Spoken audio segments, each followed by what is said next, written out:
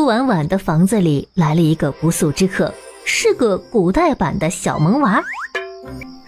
喂，110吗？我家有陌生人进来。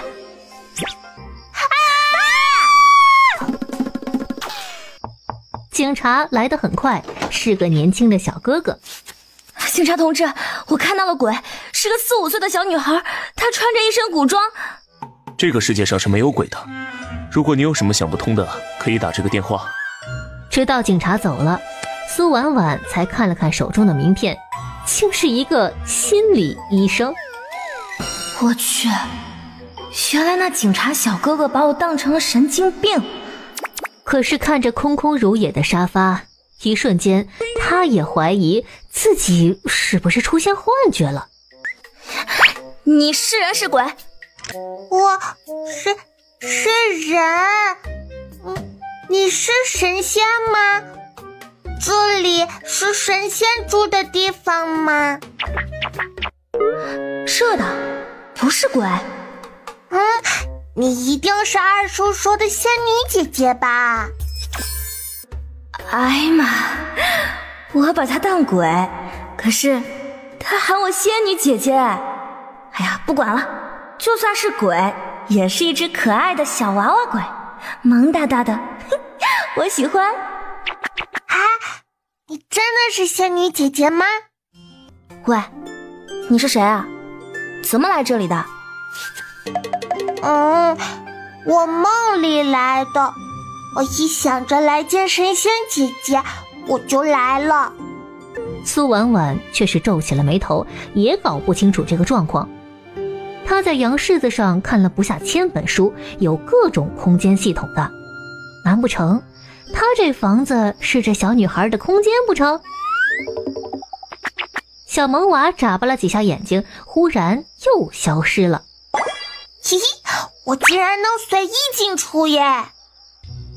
萌娃一脸高兴，消失出来，再消失再出来，他玩得不亦乐乎。难道还真是被我猜对了？这房子是萌娃的空间，而且能随意进出的那种。仙女姐姐，我能随时来见你耶！小萌娃不好意思地摸了摸肚子，轻轻拍了拍。别叫了，现在是晚上，不饿，月儿不饿。你叫月儿吗？没关系，你先坐，姐姐给你拿吃的。小月儿，你家在哪里啊？我家在大柳树村。大柳树村是哪个朝代？朝代，夏朝，对，是大夏朝。夏朝是历史上夏商周的夏朝吗？看小丫头的服饰也不像啊。姐姐，真的是给我吃的吗？我可不可以？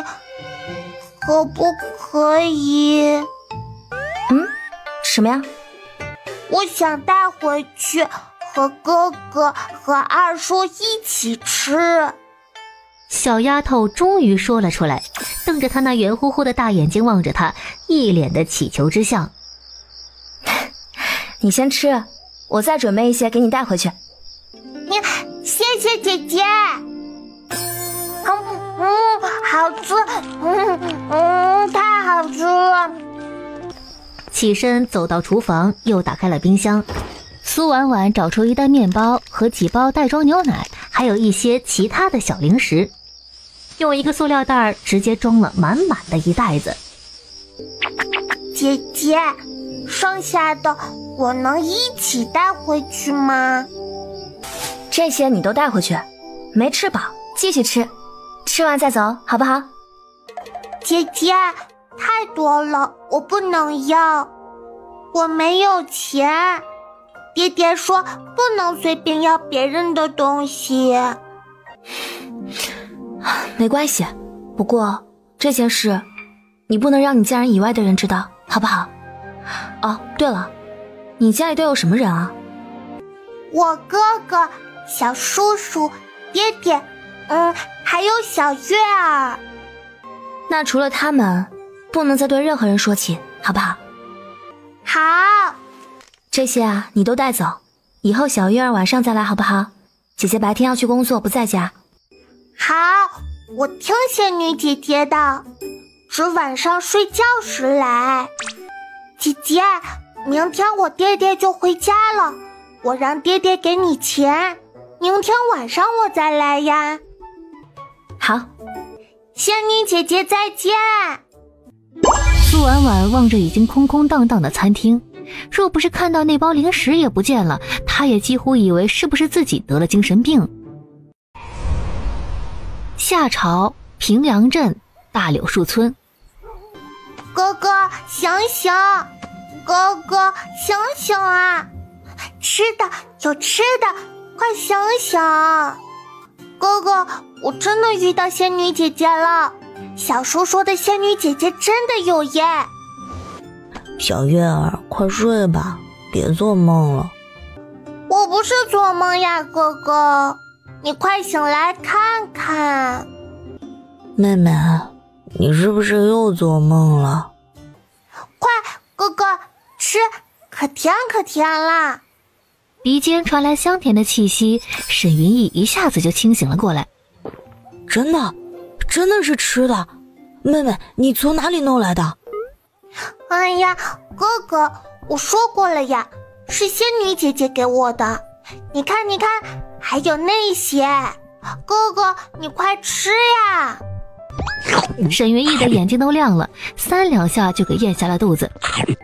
哇，这杯子好漂亮，透明的耶！凑到嘴边喝了一小口，好喝，这个好好喝呀！真的，小月儿，怎么回事啊？这单哪来的呀？咱们睡了一觉，妹妹真的遇到神仙了吗？小月儿已经喝掉了半杯牛奶，立马把剩余的递给了哥哥。哥哥，快喝，好好喝！这肯定能值很多钱吧？好喝，好好喝啊！月儿，你真的遇到仙女姐姐了？啊，仙女姐姐可漂亮了，也好温柔呢。哥哥，这么多东西，我们叫叔叔一起过来吃。二叔身体不好，我们明日再说吧。更何况，明日爹爹也回来了，我们一起吃。明日拿给爹爹和二叔一起吃。1日一大早，太好了，不是梦呀！小月儿，爹回来了。爹爹！哎，乖月儿，在家有没有听二叔的话呀？月儿乖乖的，听话。大哥，你回来了。他上前就要拎起那筐子。太重了，你那小身板别拎，一会儿我来就行了。哎，你小子这几天身体咋样？好多了，现在天暖和了，不那么渴了。这是下个月的药，你放好啊，平日注意一些，别着凉了。谢谢大哥。谢啥呀？老子是你哥，你在家好好的念书，开了春到镇子上去给你找个私塾。大哥，我不要念书了。说什么呢？赢钱的事儿你不用担心，大哥会想办法。你给老子好好念书。爹，二叔，你们来，给你们看个东西。看什么？老子不在家，你是不是又闯祸了？没有，是有好东西给你们看。大哥，云逸这月可乖，没有闯祸。等沈渊和沈昭看到桌上的玻璃杯以及一大包不知是何物的东西，同时震惊了。二叔，你说梦里会有仙女姐姐陪着我，是真的呀？我真的见到了仙女姐姐。这是琉璃盏？不对，琉璃盏也没这么透明啊。可是这事儿也太离奇了吧？世上真的有仙女？那个月儿啊，你那仙女姐姐怎么说的？这些都能吃？能吃能吃呀，我和哥哥昨天晚上都吃了一些的。就这个，仙女姐姐说叫面包，老甜啦。不是，这是真的。这要怎么吃啊？小月儿直接拿出那一袋面包，口子是开着的，从里面拿出了一片递给了自己爹爹。吃呀！几个人都沉默了，默默地吃了一片面包，享受着从舌尖传来的那种甜甜的味道。娘的，老子活了20多年，竟然从没吃过如此美味。神仙才能吃到的美味，太好吃了。在一家人研究食物的时候，苏婉婉已经来到了公司。等8点下班的时候，她还拎回来了3个汉堡、3杯可乐以及1整只炸鸡。为什么是3份呢？还不是小月儿，她一直惦记着哥哥和小叔叔，不买3份，怕她自己也不能放开来吃。天色已晚，此时沈渊、沈昭都围坐在小月儿他们的房中。小月儿怀揣着一串铜钱以及这封信，还带着那个玻璃杯，瞬间就消失在了他们面前。爹，二叔，为什么我见不了神仙姐姐啊？你哪有你妹妹可爱啊？还想见神仙？老子还没见过呢。3个男人就这么坐在黑漆漆的屋子里，也没人睡，就这么等着。仙女姐姐，仙女姐姐，我爹给的钱，买食物的钱。这怎么还带回来了？爹爹说太贵重了，我们不能要。看着那个自己从2元店里买回来的玻璃杯，苏婉婉猛然想到，古代是没有玻璃的。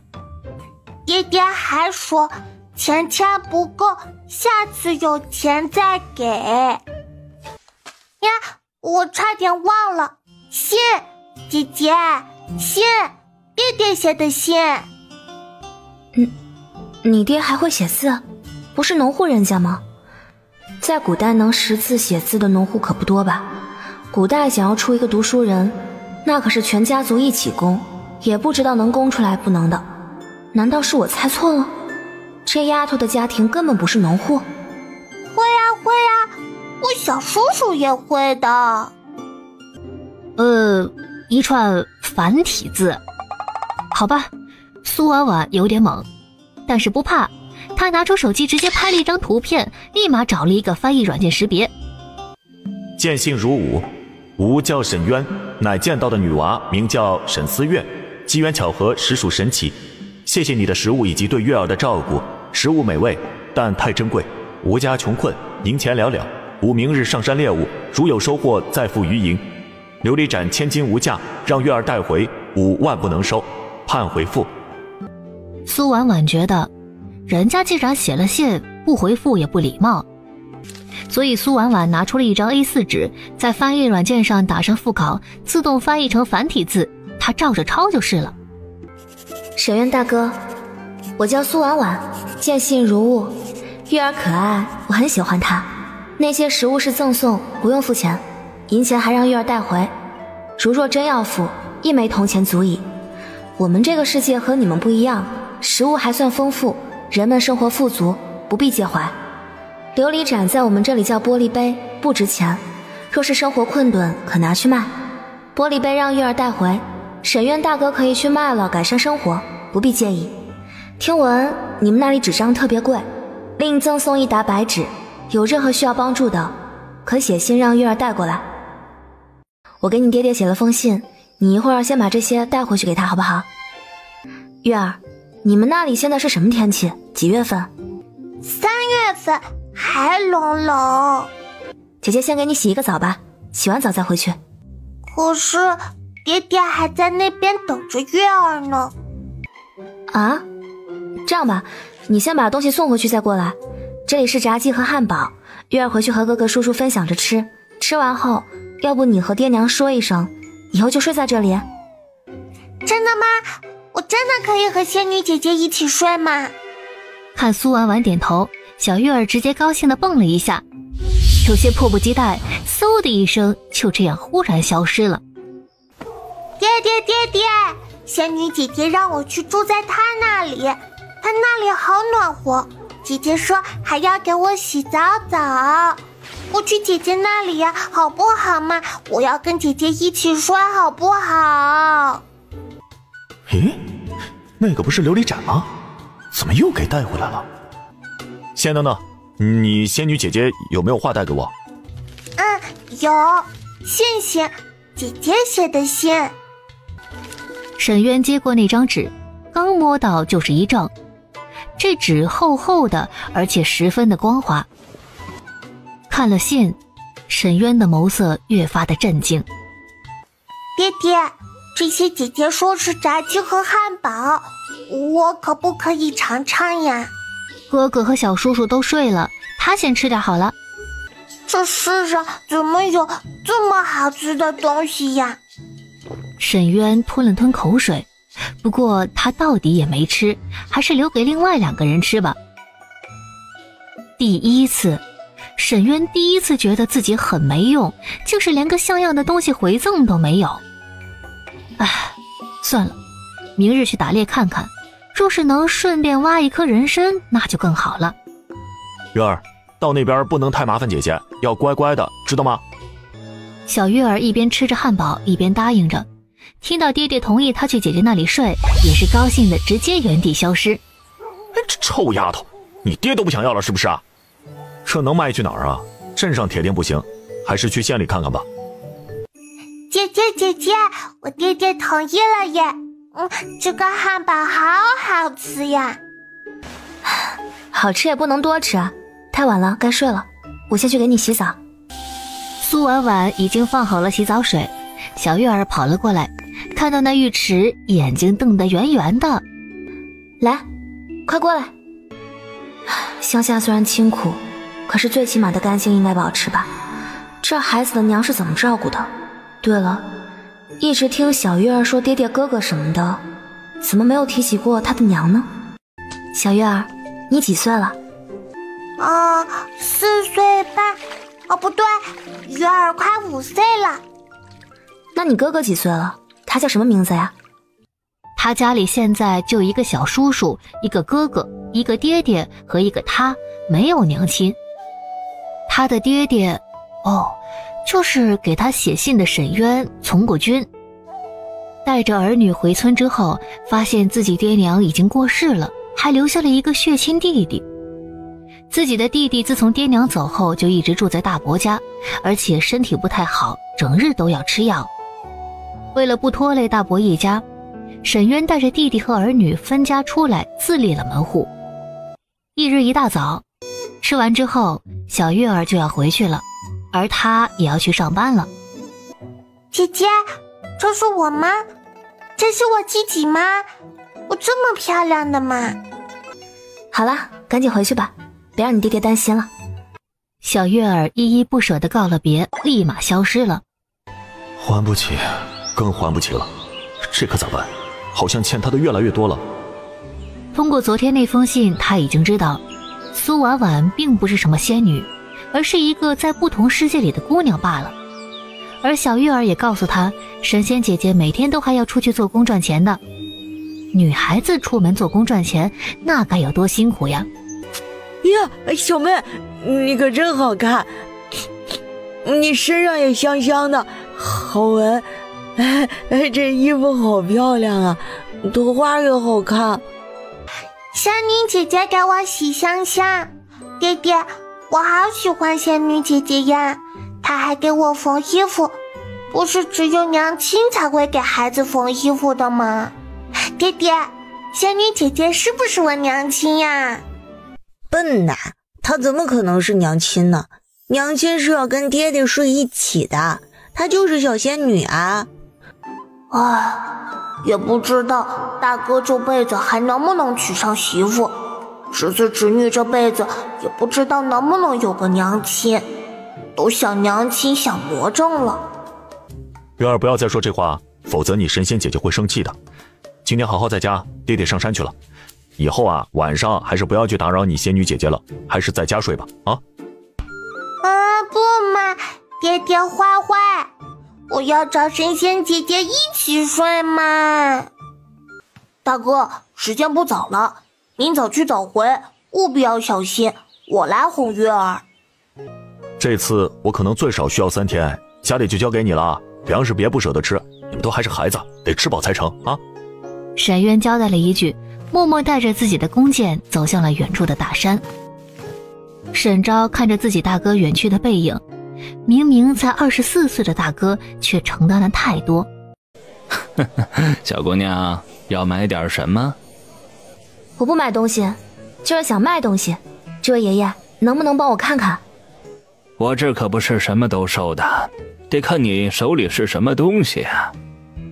老爷爷，这是从我家老房子里挖出来的，您看看。他一只手捏着那铜钱，一只手拿着放大镜细细地观察着。你这铜钱真的是从老房子里找到的？可还有其他的？还有一些，挖出来不少呢。有多少都可以拿给我看看，我都收了。老爷爷，您还没说我这铜钱值钱不？多少钱？你这铜钱比其他5铢钱确实珍贵一些，但毕竟也只是5铢钱，一个我给算1万元的价格。一个1万元？那天小月儿带来的一串得有200个吧？200个不得200万？这一枚铜钱在古代就是1文钱，买不了什么东西。可是一倒手1万块，能值上万块的5铢钱，想来也不是凡品，但是又不是那种绝世稀有的品种，能值个上百万。苏婉婉决定回去再搜索一下。老爷爷，我还是去其他地方看看吧。刚才有个叔叔要给我2万1枚呢。别走别走啊！小丫头，你看看你，哪有这样做生意的？是老爷爷您先不诚心的，我是考古学院的学生，也不是什么都不懂。苏婉婉学的是会计，这什么考古专业自然是唬人的。哎呀，小姑娘，既然你是考古专业的，那我也不唬你。这铜钱是珍贵，可是想要卖出高价也是不容易，需要到处打点，暗箱操作啊。1万太低了，最低2万。2万可以，只是你那里还有多少？都是这样的吗？你能吃下多少？若是200枚，那可是400万。这一个店能拿出400万吗？你有多少我都收，你不能再卖给别人。实话说，东西多了就不值钱了，这种钱币市场上能有个100、10枚就饱和了。也正巧，大概有个96枚吧。哟，怕不是这种钱币都在他那里了，竟然有96枚啊！这丫头祖上是盗墓的吧？不过做他们这一行的向来不问出处，更不能瞎打听，只要东西是真的就够了。真的有96枚？有，我数过的。成，2万的价格我都要了，你不要给别人啊。老头直接先把这枚铜钱给收了，现场微信支付2万元。与此同时，大柳树村，沈昭带着侄子侄女也在天黑之前赶到了家。今天收获不错，他们挖了好大一筐嫩笋，还有一些蘑菇野菜。沈昭把东西都整理干净，放到竹筐里，这才让小月儿把这筐子竹笋还有蘑菇野菜都带走给姐姐吃。他们家能送的也就只有这些了。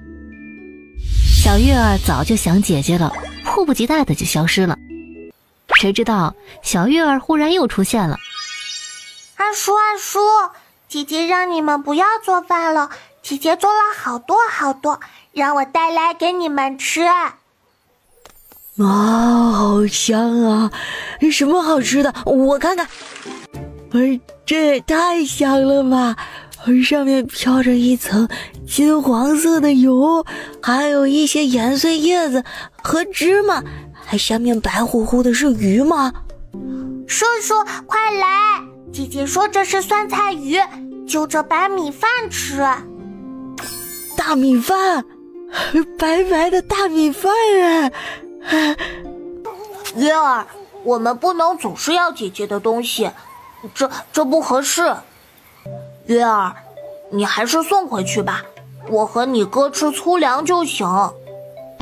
哎呀，姐姐不让我带回去呀，她说做了好多，我和她也吃不完的。啊，对了，姐姐说了，这是咱们给她的那1个铜板买来的，说让咱们不要有心理负担。1个铜板买这么多，姐姐骗你的吧？1个铜板连1个肉包子都买不到的。哎呀，姐姐说不会骗我的，姐姐说一会儿还要给爹爹写信呢。你们快吃呀！哎呀，我也好饿呀。我去陪姐姐吃饭喽，你们吃呀，一会儿我回来拿盆。看他消失，叔侄2人面面相觑。许久，沈云逸也吸溜了一下口水，吞了吞。叔，我们吃吧，我也饿了。吃吧，回来大哥卖了猎物，让月儿多带些银子给他。好吃。这鱼肉怎么可以这么好吃？太香了。这米饭。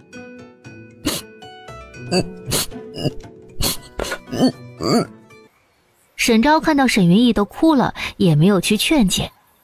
日子实在是太苦了。小叔，快吃，再不吃我吃完了。我要给爹爹留一点吧。不多一会儿，便和沈云逸一起把这一盆酸菜鱼给吃了个大半，米饭也下了大半。剩下的那些不是不吃，而是他们不舍得一顿就这么吃完了，强忍着留下了一些，打算明天再吃。姐姐，你买这么多粮食呀？还有这些都是什么呀？那是葡萄吗？这个是葡萄，这个是草莓，我们一起吃呀。好吃，好吃。你慢点，多着呢。对了，一会儿带回去给你哥哥和小叔也吃一些。姐姐，我爹不让我来这里睡了，他怕麻烦你，说你太辛苦了。麻烦什么啊？不麻烦呀，跟你爹爹说说，我没关系的。可是，哎呀，别可是了，你爹爹这几日不是不在家吗？等你爹爹回来，我写信告诉他。呀，对呀，爹爹又不在家里，这几日我还要来陪姐姐睡觉觉。小月儿十分听话，带着那米面油还有水果先回去了。沈昭和沈云逸还没有睡，一直在等着小月儿呢。看到月儿这次带回来这么多东西，2个人同时瞪大了眼睛，表情都是一模一样的。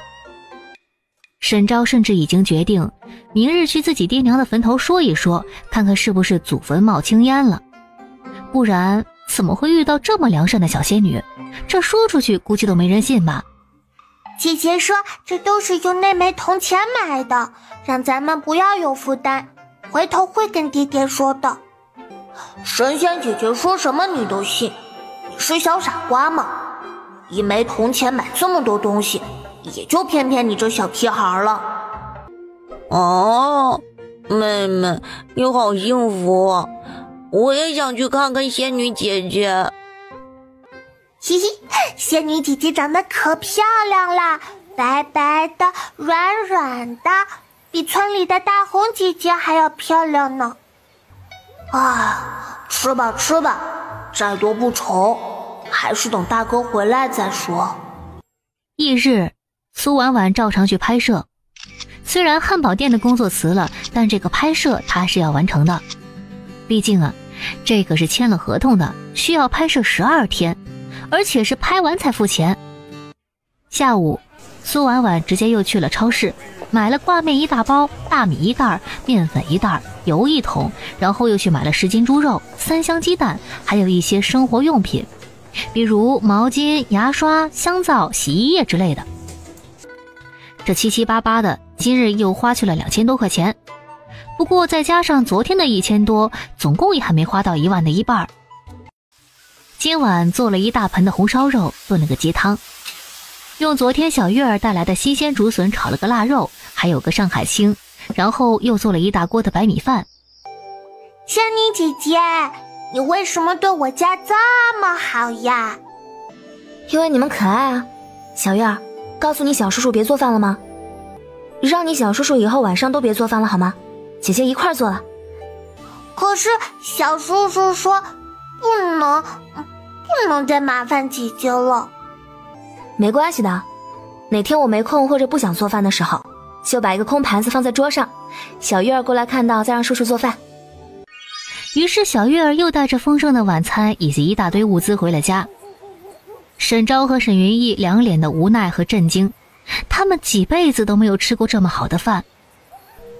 那仙女姐姐送的东西是不要钱吗？听月儿说，仙女姐姐一个人住，没有父母兄弟，也没成亲，孤身一个小姑娘，从哪里来的钱呢？还这么大方。二叔，你说小仙女是不是就是我的娘？不然她为啥对我们这么好呢？苏婉婉这边收到了穆爷爷的电话，问什么时候可以送铜钱过去。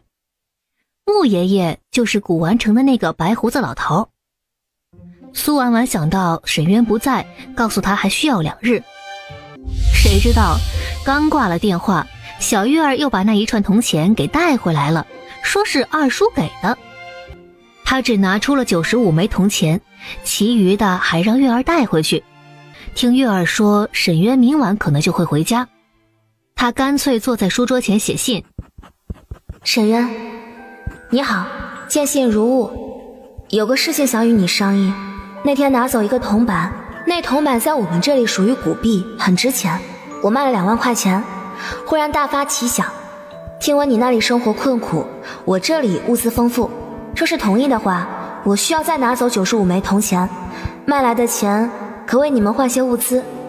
现在我已经开始筹备，目前只准备一些粮食及日用品，你那里还有什么需要的，也可来信告知，剩余的钱我可为你们换成银子。当然，卖来的钱咱们需要55分账，若是对此比例不满，可再商议。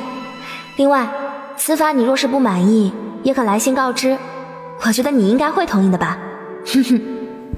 第2日去拍摄，苏婉婉看到另外2个小姐姐竟然没来，主管说请假了。苏婉婉的心中莫名的一个疙瘩，她总觉得有些诡异。女人的直觉告诉她，那2位小姐姐怕不是昨天跟部长出去吃饭吃出了问题来了。好在上午没事儿，还是正轨的拍摄。下午她依然是去买，然后抬回家。今天给几个人买的保暖衣以及外穿的汉服也都收到了货，一并让小月儿给带回去。所以当沈渊回来看到堂屋里那满满当当一大屋子东西的时候，一句我操扑面而来，接着就是好久都没说话。爹，我们能先吃饭吗？我饿了。那个大哥，你一定饿了吧？咱们先吃饭。他小心翼翼地看向了大哥，他就知道大哥肯定会接受不了的。大哥是多么自尊自强的一个人呢，怎么可能会接受一个姑娘的无偿赠送呢？吃吧。一大两小，3个男人吃的是风卷残云一般，都没说话。沈渊吃饱喝足，打了个饱嗝，这才去屋里看了看那些东西。当他看到还有衣物的时候，也是嘴角一抽，喉头竟是有些哽咽。他考虑的也太周全了吧，这些东西都是他们很缺的东西。爹，信，小月儿拿来的信，说仙女姐姐给的。臭小子，怎么不早说？沈渊看了信，眉头几乎拧成了一团。大哥，仙女姐姐怎么说呀？真的是一个铜板买的。小月儿已经说过很多次了，是我不信来着。看大哥这表情，难道是真的？铜板在仙女姐姐的国度里居然这么值钱，那到底是个什么样的国度啊？还有这些东西，可都是精米和白面。沈渊直接把信纸给了沈昭。沈昭看完以后大为震惊，也不吭声了。大哥，你说他们那里真的那么好？大米和白面都是随便吃的吗？你问我，我问谁去啊？哎，这些东西都藏好，不该出现的东西用完后烧掉。大哥说的是，可是大哥，你是信了他的话？世间之大无奇不有，有什么不可信的？我信。那我们岂不是能换好多东西？这个灾年应该就能过了。仙女姐姐还真是好，铜板换钱的事情她不说我们也不知道，还一心为我们考虑呢。笔墨拿来，我要回封信。大哥，55分会不会分我们的太多了？若不是仙女姐姐，我们也得不到这些东西。我觉得……别吭声，老子心中有数。苏姑娘，你好，见信如无，来信已收到。对于你的提议，渊不能苟同。55分成改为37分成，你7我3。铜板姑娘可自行处置，若是可以，我这边需要一些种子、黄豆和小麦，谢谢。其他物品无收下。今日打猎归，附赠人参1支，聊表谢意。姑娘不要嫌弃。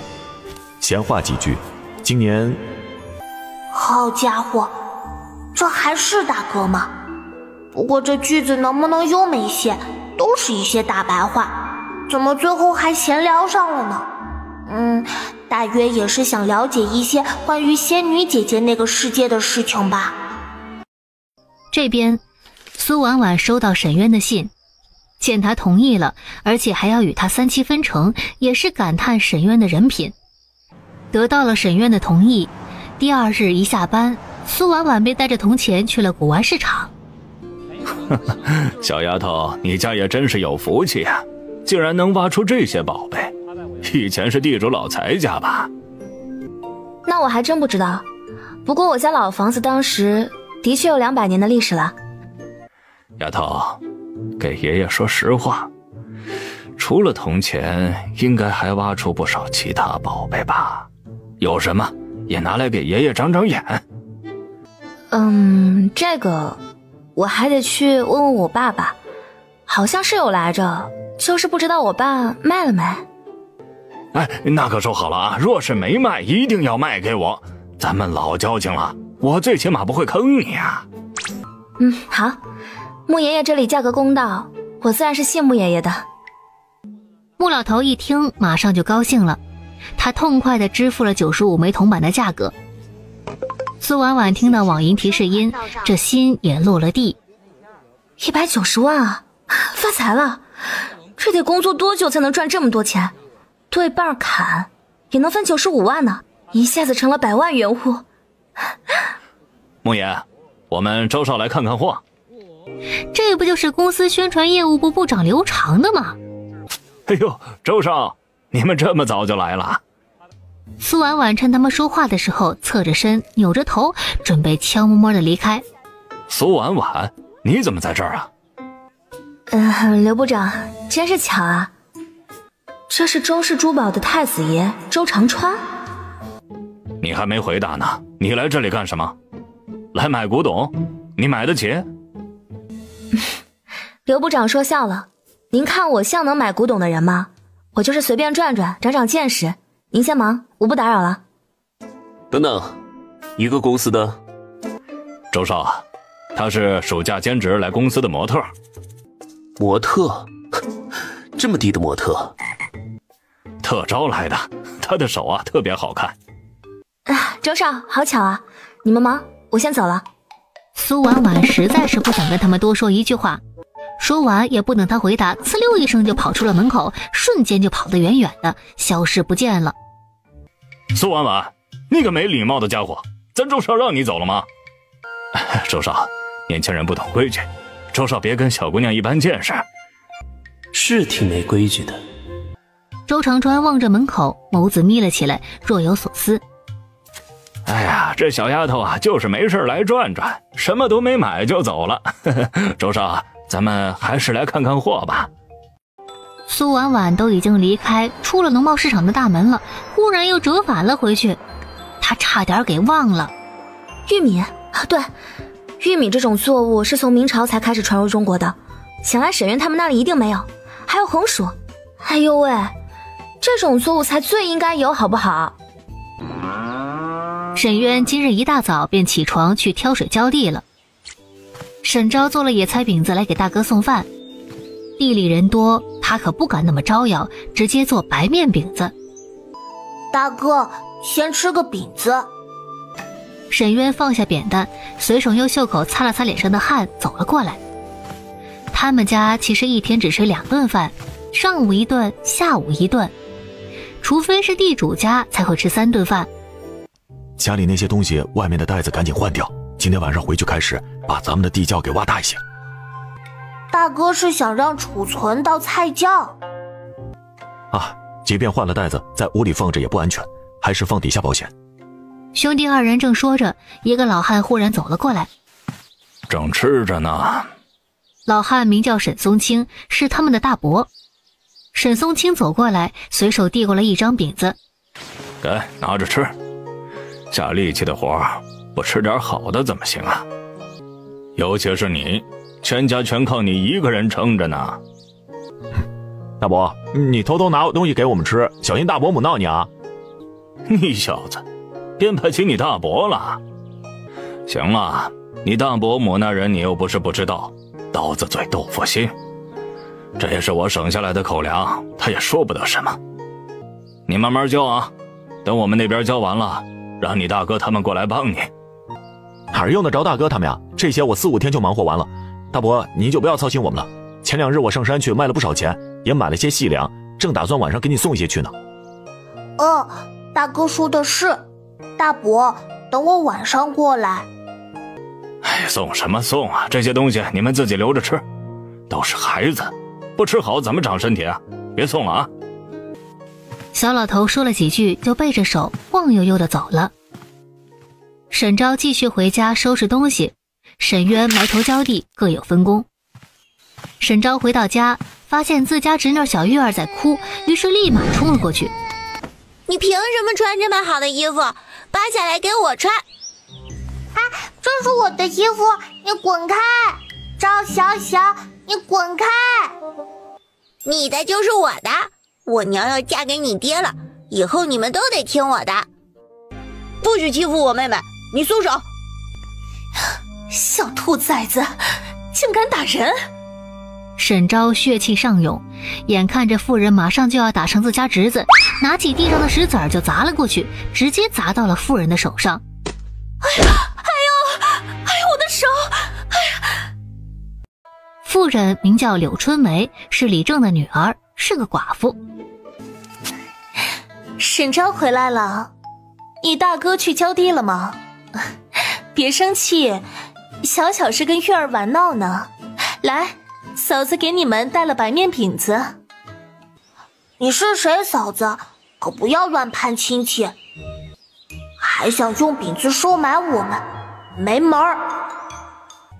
小王八羔子，看我做了你嫂子，不好好收拾你！咱们都是一个村的，你喊我一声嫂子，不是也应该吗？唉，不识好人心呢。我看你们这家里没有一个女主人怜惜你们，这才想着给你们送点吃的，好心当成驴肝肺了不是？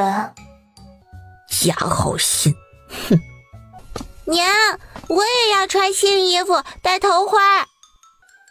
穿，一个小丫头片子穿什么穿呢？穿了也是浪费。小叔叔，坏女人是不是要去找爹爹了？别担心，她在你爹爹那里讨不得便宜的。而柳春梅挎着篮子已经到了地头，抬头看了一圈，终于看到那个高大的汉子。沈大哥，浇地呢。哪里来的婆娘，这么不长眼，挡着老子的路了？他竟然不知道我是谁。沈大哥，我是春梅啊。我知道，你是怕连累了我才……沈大哥，我不介意的，我会好好对你的孩子好好。你这婆娘是不是有病啊？有病赶紧去治，别跟老子瞎咧咧。我管你是冬梅、春梅还是夏梅的，老子不稀罕。再敢来叨叨，老子揍你！娘嘞，沈渊打人了！你坏蛋欺负娘亲！母女二人瞬间就哭得上气不接下气了，也立马吸引了一群娇滴的邻里街坊。咋的了？咋了啊？娘，爹，沈渊他欺负我。沈渊，我女儿好好的走在地头上，你凭什么欺负她？是不是你把她给推倒的？娘嘞，女人竟然是这么可怕！我做什么了我？推她，老子没打她算是好的了。请你管好你的女儿，别动不动就往男人身边凑，她不嫌害臊，老子还嫌恶心呢。沈渊，你说什么话？我女儿能看上你是你的福分，你倒是嫌弃起来了。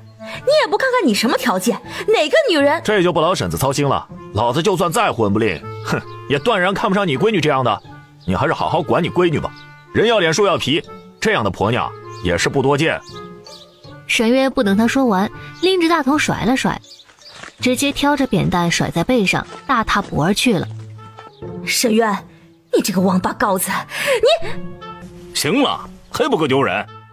还不够丢人现眼？赶紧滚回去！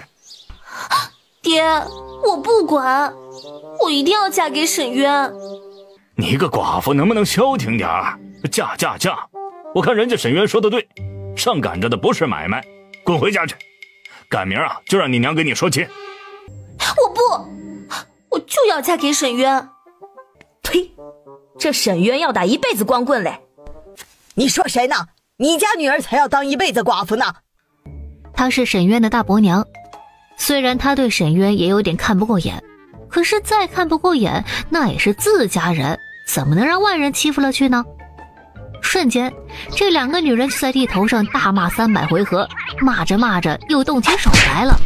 你抓我头发，我踹你胸口的。等到沈渊挑了水重新回来，这才作罢。哼，瞧你那点出息，招惹谁不行，偏偏要去招惹春梅那贱丫头，竟是添乱。说完，头也不回的走了。我招谁惹谁了？大伯娘还真是厉害。干了一天的活了，沈渊回去不出意外的又收获了一封信以及一顿大餐，还有他要的种子。沈大哥你好，跟你汇报一下，今日铜钱卖得190万，我们各分95万，种子已经买好，但是不知道是否够用。除了大豆和小麦，我还买了玉米种子，不知道你们那里可有玉米这种作物？红薯和土豆也是高产作物，你们那里又是否有？我一人一下子够太多打眼，所以接下来几天我会每日去采购，分散开来。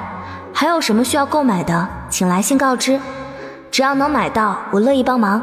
另还够大铁锅2个，棉花被5床。你们那里可有棉花？若是有需要，棉花种子这边也可帮忙买到。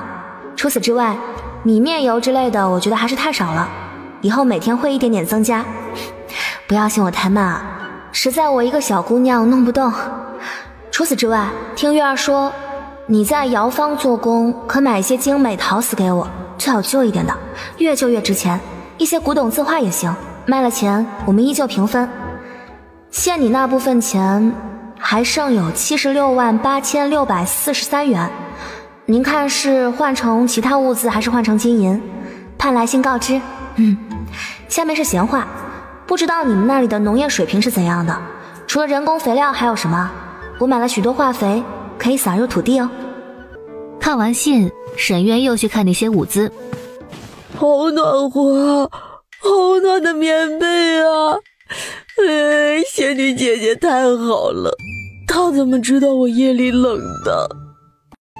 云夜，过来，把这些去给大爷一家送过去，就说前2日我打猎得了不少银钱，让他们放心拿着。小心点儿，别让别人看见了啊！敢重新拿回来，老子打断你的腿！沈云逸感觉腿一抖，不敢耽搁，立马就跑了。沈云逸来到了老宅，一家子人正在吃饭呢。小逸儿，你怎么来了？吃饭了没呀？哎，赶紧进来。你是赶着饭点来的不是？啊，还真会赶趟。你小叔是不是又病了没做饭呢？真是欠了你们3房的。可不是嘛，这不是特意来混吃的了吗？吃还堵不住你的嘴，你少说2句。没眼力见儿的东西，老沈家的事儿什么时候轮到他多嘴？不是婆婆你自己说的吗？就许你说不许我说呀。大爷大奶，我吃过了才来的，这是我爹让我送来的东西。眼瞎了吗都啊？一个个的让小孩子拎着东西都不知道接一下的。带什么东西啊？你爹还得养着你们3个小崽子呢。老大，你还给送回去。小逸儿，你爹是不是又上山打猎了？来婶婶看看都拿了什么呀？你个没出息的东西，馋死你！哎呦，我了个亲娘嘞！你爹这是疯了不成啊？这日子还过不过了？云逸，你爹这是发财了？爹爹去打猎了，收获了不少东西。大爷大奶，这些都是孝敬你们的，爹爹不让我拿回家，否则要打断我的腿。哎呦，跑什么跑啊，你这臭小子，小心点儿！哎呦，你说说，就算打猎赚了点也不能这么浪费呀，还拿过来干什么呀？我看需要补一补的是那3个孩子，这一个个瘦得跟猴似的。冤兄弟这是念着爹娘的恩情呢，不收怕是他也过意不去啊。是个好孩子，按理说这孩子跟我们也不亲，毕竟他一去边关就是8年，他这是看着我们帮他父母处理了后事，又带了沈昭几年。老婆子，收了吧，啊，我看那个沈渊是个出息的，他心里一定有数。他是有出息，今日把李正家的给气得不轻呢。柳春梅那个贱货，今日一闹腾，弄得大家都知道他喜欢沈渊，这以后谁还敢嫁给他呀？哎，真是天杀的，谁家姑娘这么贱，上赶着要嫁给人家的？若是个好的也就罢了，我瞧着那柳春梅的不是个好东西，咱沈渊可不能娶呢。娘，你也不看看沈渊什么条件，我觉得春梅能看上他，他就烧高香去吧。那除了春梅傻，谁还能看上他呀？管管你这烂媳妇儿，黑心肝的，那胳膊肘往外拐呢，什么玩意儿？我怎么就给你娶了这么个搅家精？别打了，娘，又不是我要娶的。姐姐，这张照片能不能给我呀？我哥哥可想知道你长什么样了，我拿去给他看看，嘿嘿。这有什么不能的？苏婉婉自然是答应的。啊，不知道你能不能出这个屋子？燕儿，走，姐姐带你去试一试。可谁知道刚走到门口，就好像有一双无形的手又把他给推了回去。没关系的，小月儿，以后就在家里玩。对了，明天我可以给你买玩具，好多好多玩具，给哥哥也买一些。好呀好呀，我喜欢娃娃，姐姐能给我一些娃娃吗？好，走，给姐姐说说你都喜欢什么动物。沈渊这边却是干了大半夜的活，总算是把原来的地窖给扩大了2倍。大哥中午还是回来吃吧，地也不远，我给你炒肉吃，下这么大力气，不吃好不行。也行，中午我回来，你做肉也不必关太紧窗子，都知道老子上山了，吃点肉也正常，把那肥肉给炸出来炼油。苏姑娘您好，见信如晤，物资已收到，真是万分感谢，都是很有用的东西，家中孩子都很喜欢，我也非常喜欢。银钱方面您自己看着办，物资就照姑娘所说，每日慢慢的累积，不用着急，实在太麻烦你了，渊不胜感激。至于你说的古董陶瓷字画，实属抱歉，渊今日交地不得空，家中倒是有一个从窑房拿回来的陶瓶，先让月儿带去，你看看是否得用。另外，渊还有一事相求。家中幼弟自小身体羸弱，大夫诊断是肺喘之症，药方带去，若能寻得良药，渊感激不尽。剩余钱财不用换金银，都赠与姑娘。您给予的已经太多，渊心中有愧，一切都由姑娘处置。闲话家常，我们这里没有听说过你说的玉米和红薯等作物，那是什么样的作物？产量有多大？如何播种？可否告知？大哥这文风真是越来越白话了。而且人家一个姑娘家落个笑脸，想想都觉得可爱。你落个笑脸，不觉得尴尬吗？简直没眼看。正想着小月儿怎么还没回来，就看到小月儿忽然出现了，还一脸兴冲冲的样子。爹爹，快看快看，仙女姐姐！仙女姐姐？仙女姐姐在哪？在哪儿呢？哪里有什么仙女姐姐啊？小月儿骗人。哎呀，我说的不是真人，是画。不对，是照片。姐姐说这是照片，快看呀！沈云逸睁大了眼睛看了过去，这一看疑惑道：“不是仙女姐姐，是兔子精啊！兔子精也是仙人呐？不是，姐姐是仙女，不是兔子精。姐姐说那是帽子。”这真的是仙女姐姐吗？这画怎么画的这么像真人呢？怎么画的呀？哎呀，是比大红姐姐好看多了。月儿，把这个带过去给姐姐。爹爹，肉包子，快吃点再走呀！姐姐给的，好吃的呢。沈渊看着那还冒着热气儿的包子，还是蹲了下去，捏了2个直接塞到了嘴里。这包子小小的，他能吃20个，还是留给孩子们吃吧，他就尝尝味道就好了。好吃，一口下去满口流油。那个世界怎么这么会做吃的呢？靠，那个世界的日子也太好了。你们吃吧，爹爹吃过了，在家听话，仙女姐姐的事儿千万不能告诉任何人，不然仙女姐姐就不见了，知道吗？知道的，姐姐也交代我的，说了就见不到她了。沈渊这才起身，头也不回地去地里了。这边苏婉婉收到了小月儿拿过来的信，苏婉婉一路雀跃，等到这边的工作结束了，她就能彻底的躺平了，以至于今天的拍摄，苏婉婉笑得特别的甜美。只是正拍摄的热火朝天的时候，这时门外一阵骚动，周长川挎着腿来到了摄影棚。周少，您怎么还亲自来了呀？对，好，特别好，保持住。周长川站着看了好久，他没发话，众人也不敢多说。休息一会儿吧。苏婉婉感激地对他笑了一下，赶紧跑下台去。不过他可没往周长川那边凑，而是自觉地站在了边边上，离他108000里远。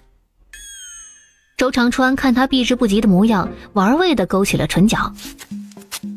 是这样，最近呢流行复古文化，我们周氏珠宝新出品一批古典首饰，要完成一组拍摄任务。拍摄需要3天，周少亲自参与拍摄，不过搭档要让我们周少来选。周少这次准备给你们这些新人机会，你们应该感激周少。周少的知名度和流量不用我说，不管周少选了谁，都好好拍，抓住机会，争取成为模特界一名新星，将来前途不可限量。哎呀，今天事情可多了，这刘部长可真会浪费时间。那周长川选谁？直接喊那人出去说得了呀，巴拉巴拉的说个不停。难不成为了这拍摄还搞个海选竞争啥的？哎，看来今日注定要加班了。周少，您看，这里就是我们今年暑假招的所有新人，很多都还是学生啊。周长川斜睨着目光扫视了一圈，目光瞥过苏婉婉，见她低着头，一双好看的手搅合在一起，抠啊抠的，一副事不关己的模样，还真是有意思。就那个吧，我觉得他挺好的。周少，不是说好的我……你什么？我周少的决定你不服？对不起啊，周少，我错了。苏婉婉这么无趣，虽然看起来很乖巧，却是个闷葫芦，又笨笨的，怎么会被周少看上啊？周少不是一直喜欢大高个的狐狸精女孩吗？真的换口味了吗？苏婉婉，愣着干什么？还不赶紧谢谢周少！哎呀，笨头笨脑的，怕是过不了几天，周少就厌弃了。不过能被周少看上，哪怕就相伴几天，也是这丫头的福气呀。对不起，周少，你还是找别人吧，我不合适。这姑娘不是笨，是傻，不对，是虎，太虎了，竟然敢拒绝周少的邀请。为什么不合适啊？我觉得你挺合适的，他们都太高了，衬托的本少有点矮。对不起啊，周少，我只是签了一个临时合同，我想这个不属于合同范畴，恕我不能从命。周长川的脸也有一瞬间的阴森，不过很快嘴角就抹出了一丝笑容。合同可以另外签，为期3天，每天10万如何？周少，谢谢您的抬爱啊，不过我这边不太方便，你还是找别人吧。10万不够，100万。周少，我说过了，我没有兴趣，这跟钱无关，我只想按照合同拍完我应该拍的，仅此而已。苏婉婉，你疯了吧？你知不知道你在和谁说话？刘部长，您别生气，我当然知道我是在和谁说话，谁不知咱们周少最是公平公正，大善人一个，我想周少也不会为难我的，对不对？周长川虽然身边女伴不断，可是名声还是极好的。每次国家有什么地震、洪灾什么的，他总是第一个捐款，数额还很大。他还经常去做慈善事业。苏婉婉这么一番话，既恭维了周长川，也替自己开脱了。放心，我自然不会强人所难。既然苏小姐不愿意，那就算了，改由丽丽来吧。谢谢周少，我一定会好好拍的。行吧行吧，都散了吧，都赶紧去拍完下班了。还是摄影师云峥吆喝了一声，众人这才散去。周长川略有深意地盯了一眼苏婉婉，也转身离去了。你很好啊，不知好歹。哼！苏婉婉，从明天开始，你下午来加班2个小时，我把你这组尽快拍完。谢谢云哥。哎呀，那刘长都气成那个样子了，为啥就没给他开了呢？若是他主动的拍屁股走人的话，他还要面临巨额的违约金。真是的，人在家中坐，锅从天上来。若是没入圈的心思，以后还是不要再来这种工作了。啊，什么宝贝？一个小花瓶，给您长长眼。穆老头有点不敢相信自己的判断，立马打电话叫了个人来。穆爷爷还叫个帮手啊？丫头，若是爷爷判断的没错，这瓶子值不少钱啊！你家可真是积了大德了啊！不多一会儿，另一位老头来了。哪儿呢？那宋制民谣青花瓶在哪儿呢？穆老爷子立马拉着他走了过去，两个老头一起研究了起来。这一研究就是好半天，等得苏婉婉都有些着急了。怎么样，两位爷爷，我这瓶子可是正品。穆爷爷，你可不能诓骗我，我可是第一个来找了您呢。我们又不是第一次合作了，我怎么会骗你啊？小姑娘，他不敢骗你，有我在呢。这样吧啊，你把这东西啊直接卖给我得了。你怎么还抢呢？我只是让你来见识见识，别跟我抢啊！嘿，你不是资金紧张吗？没钱就别瞎咧咧。那不知唐爷爷要出多少钱？我不给你来虚的，一步到位，300万。快来，300万！看在穆爷爷的面子上，我和唐爷爷又是第一次做交易，我就不还价了，就这个价吧。想必两位爷爷也不会坑我这个小姑娘的。嘿，你这小姑娘还挺爽快啊！好，唐某交了你这个朋友，放心，绝不会坑你啊！哈哈哈哈！唐老头也很爽快，哈哈笑了几声，看来也是个不缺钱的，直接就转了账。走出古玩市场，苏婉婉还是觉得有些不真实。300万哎，分到他手里就是150万，再加上之前的95万，哎呀喂，245万，花不完，根本花不完。苏婉婉一路走着，几乎是看到什么都想买。她有这么多钱，沈渊可是也有这么多钱，她觉得不必为他省着。她是这么悠闲的一路花着钱，可大柳树村的一大三小都快急疯了。小月儿过来看到空盘子，知道姐姐今晚有事儿不回来做饭了，立马就又回了大柳树村。月儿，怎么又回来了？仙女姐姐不在家，留了个空盘子，我等等再去找她呀。二叔，我也要在家吃饭了。小月儿跑去厨房，生怕二叔没做她的晚饭。虽然季节不同，但是听小月儿描述的每日的时间应该是一致的，也就是说那边也天黑了。一个姑娘家的，大晚上还要在外面工作吗？安全吗？苏婉婉，你好，今日晚归，渊甚是担心，可又什么也不能做，这让渊深感愧疚，叛军无事。渊不知道你们那里的治安，但是身为女子还是要注意安全。赠送匕首一把，请务必随身携带。你送来的东西个个金贵，而且十分实用，感激的话渊已经说过无数次，却依旧不能准确地表达渊心中感谢。若是今生有缘，渊定当面致谢。另物资不急，身体为重，望你一定保重身体。渊作此等候，若不能收到回信，怕是担忧不能寐，盼来信报平安。月儿，赶紧把这些带过去，看看姐姐回来了没有。仙女姐姐是不是回来了？小月儿不在。明儿找一下大伯母，老子想成亲了。大哥，你是怎么想通的呀？不容易，大哥终于想要说亲了，梁小芝也终于可以有娘亲了。小月儿这次过去，苏婉婉已经回来了。小月儿，你来的正好，快来看，你的照片洗出来了。姐姐，我来好几次了，你都不在，你去洗照片了呀？吓死我了。乖，是姐姐不好，让小月儿担心了。不过以后你都不要担心哈，姐姐这几日可能都会很忙。姐姐，我差点忘了，爹爹的信，爹爹让你回信呢，我先回去，一会儿过来拿信呢。咦，这是沈月又送过来的宝贝吗？是要去卖的古董吗？看到里面的内容，苏婉婉也是忍不住抽了抽嘴角。没想到她回来晚了3个小时，沈渊竟然担心成了这样。沈渊，你好，今天实在抱歉啊，工作上耽误了一些时间，以至于晚上回家迟了，让你们担心了。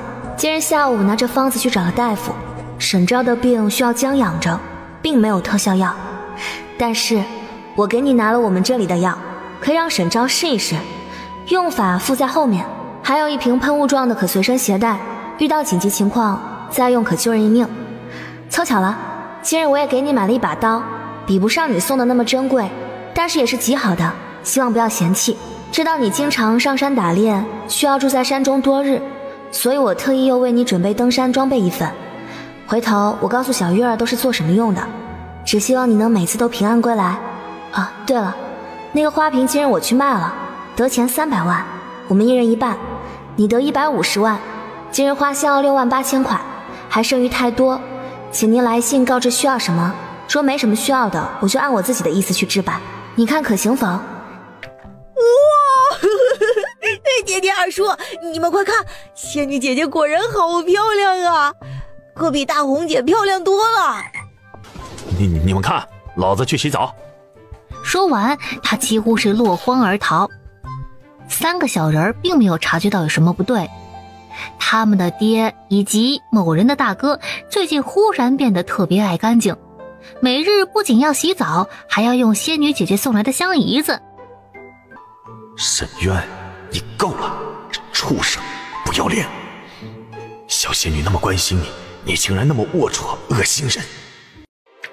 沈渊想藏起来那照片，却发现自己这屋里除了一张床、一张桌子，连个柜子都没有。他干脆把照片直接塞到了枕头下面，再起身，迅速又去洗了一个冷水澡。这一夜，他来来回回竟是起了3次。云哥，等今天结束，请你吃饭呗。云峥也没扭捏，痛快的就答应了。云哥，我听说你最擅长古风拍摄，周少来邀请您去为我们拍摄。没空。他不是周氏集团的御用摄影师，他跟苏婉婉一样，也是一个合同工，他就接了2个月的活。不过听说云峥家本身就是个富豪，有1000亿资产等他去继承呢。只是云峥这个人呢，偏偏只喜欢摄影。云哥这是不给面子。我觉得我能来周氏已经算是很给面子了。这里是周氏，你确定要跟我作对？你错了，这不叫作对，是拒绝。不管你是谁，除非我自己愿意，没人能命令得了我。苏婉婉瞪大了眸子，她感觉云峥才是大佬啊。周长川的脸扭曲了一下，他不知道云峥的背景，只知道他是个富二代。但是再富还能富得过他们周氏吗？他凭什么这么傲娇啊？周董，希望你管好贵公子，我不希望我的工作被人打扰。又是一句言简意赅，而且还是当着周长川的面打的电话。周长川也是愣住了，他爸并没有跟他说过云峥是他请来的呀。还没等他有反应，他的手机就响了。打开一看，果然是他爸的电话。你个兔崽子，你没事去招惹云峥干什么？你赶紧滚，别胡乱安排人，惹恼了云峥自取你的皮。他哼了一声，又看了一眼苏婉婉，怪不得苏婉婉也如此硬气，原来是扒上了云峥这棵大树。苏婉婉的资料他可是查过了，孤女一个，想来也是因为云峥的关系才敢拒绝他吧。周长川的眸中出现了一丝狠厉。云峥背景不简单，他动不了，一个孤女他还就不信了。周长川扶了扶衣袖，怒气冲冲而去。苏婉婉震惊了，这才是真正的大佬啊！不知为何，尽管知道云峥是大佬，有他今日一折腾，周长川怕是也没法再来找事儿了。可是他心里就是还觉得不安。他决定了，不管沈渊那边需不需要，这几天他就是要囤，最好把他的房子都给塞满了，哪怕是花光所有的钱。人多力量大，沈渊家的地今天也在大伯一家的帮助下交完了。为了表示感谢，中午的时候他就对沈昭说了，晚上要请几个兄弟和大伯到家里来吃饭。哎呦，沈渊，你个鳖孙，会不会过日子？个败家爷们儿！哎呦，气死老娘了！哎呀，怎么就这么舍得吃呢？这日子还过不过了呀？张翠花进了屋，看到几个老爷们还喝上了，更是气得直咧咧。这么多，哎呀，这日子是不过了啊！看那小伊儿送的东西，我就气不打一处来。沈渊，大伯母可得说说你了。看到梁小芝送过去的饭菜，他胡乱吃了2口就跑了过来。娘死得早，沈渊，你现在是做大哥的，是一家之主。伯娘知道你会打猎，能赚银子，可是伊儿他们都还小呢，昭儿还要读书呢，还要吃药，就不能省着点花吗？大伯娘别生气，大哥这也是想要好好招待大伯堂哥他们。对呀，娘，你就别说渊哥了，我看着挺好，我好久没吃过肉了。吃就知道吃。大伯母教训的是，我知道了，以后省着点花。哎，大伯母也不是要说你，你们这些男人吧，到底是不会过日子。也好，今日昭儿说你想娶亲啦。是啊，还要劳烦大伯娘。这就对了，没有女人可不行。你看小月儿是个女娃，这么大了总不能一直跟着伊儿睡吧，你们3个男人照顾女娃也不方便呢。哎，成，这事儿就包在伯娘身上了，一定给你找个合适的。哦，对了，你喜欢什么样的姑娘啊？沈渊喝了一口酒，脑海中立马闪现出苏婉婉那张甜美的笑容来，他的脸一下子就红透了。好看的，爱笑的。渊哥，你可真是志向远大，娘也给我找个好看的呗。笑什么笑啊？老子就想找个好看的，咋的啊？什么老子的？邓大伯是谁呢？大伯爷，您是我老子。渊哥，月儿他娘是不是特别好看？你是不是瞧不上不好看的？沈渊忽然愣住了。月儿的娘啊，他想想，他连个女人都没碰过，哪来的媳妇儿啊？月儿的娘不是他媳妇儿嘞，可是他能说吗？不能啊。好看。多好看？